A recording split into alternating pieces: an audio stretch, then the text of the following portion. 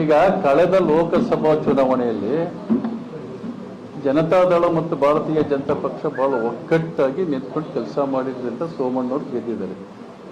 ಜೊತೆಗೆ ಕಳೆದ ಚುನಾವಣೆ ಪಾರ್ಲಿಮೆಂಟ್ ಚುನಾವಣೆಯಲ್ಲಿ 12 ಸ್ಥಾನಗಳನ್ನ ಜಾತ್ಯತೀತ ಜನತಾದಳದ ಬೆಂಬಲದಿಂದ ಗೆದ್ದಿದೆ ಅಂತಕ್ಕಂಥದ್ದನ್ನ ಎರಡೂ ಪಕ್ಷದ ನಾಯಕರು ಈಗಾಗಲೇ ಒಪ್ಕೊಂಡಿದ್ದಾರೆ.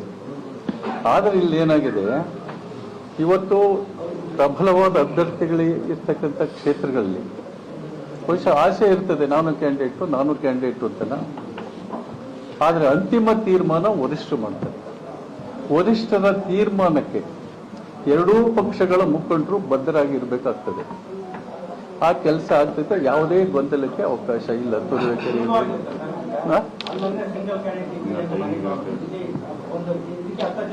ಈಗ ಇದು ಕೇಳಿಲ್ಲ, ಇನ್ನೂ ಟೈಮ್ ಇದೆ. 2028 ಅಂದ್ರೆ ಇವತ್ತು 26, ಇನ್ನು 2 ವರ್ಷದ ಮೇಲ್ಪಟ್ಟು ಚುನಾವಣೆ ಇದೆ.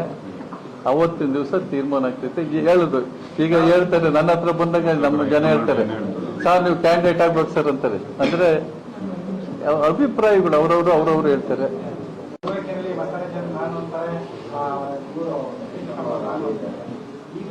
ಈಗ ಕಳೆದ ಲೋಕಸಭಾ ಚುನಾವಣೆಯಲ್ಲಿ ಜನತಾದಳ ಮತ್ತು ಭಾರತೀಯ ಜನತಾ ಪಕ್ಷ ಬಹಳ ಒಗ್ಗಟ್ಟಾಗಿ ನಿಂತ್ಕೊಂಡು ಕೆಲಸ ಮಾಡಿದ್ರಿಂದ ಸೋಮಣ್ಣವರು ಗೆದ್ದಿದ್ದಾರೆ.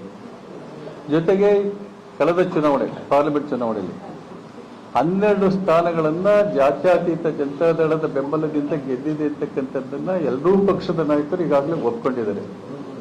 ಆದರೆ ಇಲ್ಲಿ ಏನಾಗಿದೆ, ಇವತ್ತು ಪ್ರಬಲವಾದ ಅಭ್ಯರ್ಥಿಗಳು ಇರ್ತಕ್ಕಂಥ ಕ್ಷೇತ್ರಗಳಲ್ಲಿ ಬಹುಶಃ ಆಸೆ ಇರ್ತದೆ, ನಾನು ಕ್ಯಾಂಡಿಡೇಟು ಅಂತನ.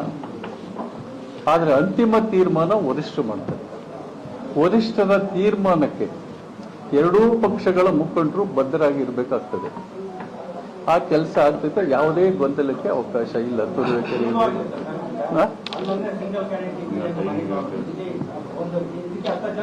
ಈಗ ಇದು ಕೇಳಿಲ್ಲ, ಇನ್ನೂ ಟೈಮ್ ಇದೆ. 2028 ಅಂದ್ರೆ ಇವತ್ತು 26, ಇನ್ನು 2 ವರ್ಷದ ಮೇಲ್ಪಟ್ಟು ಚುನಾವಣೆ ಇದೆ.